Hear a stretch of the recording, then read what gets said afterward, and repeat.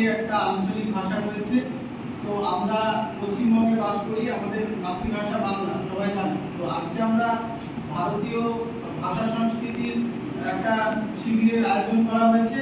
এখানে মাতৃভাষার গুরুত্ব এবং মাতৃভাষার মাধ্যমে শিক্ষণ পদ্ধতি ইত্যাদি বিষয়ের উপর তলাশ্রী এখন সংক্ষিপ্ত বক্তব্য রাখবে।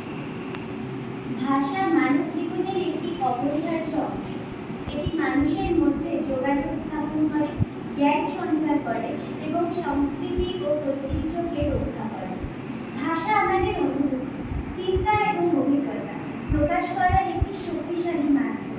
ভাষা না থাকলে মানুষের উন্নতি ও বিকাশ সম্ভব হতো না। আমার মাতৃভাষা বাংলা। ভারতীয় ভাষা গ্রীষ্মকালীন শিবির আয়োজিত এই সভায় আমার মাতৃভাষার সমগ্র ভাষার প্রতি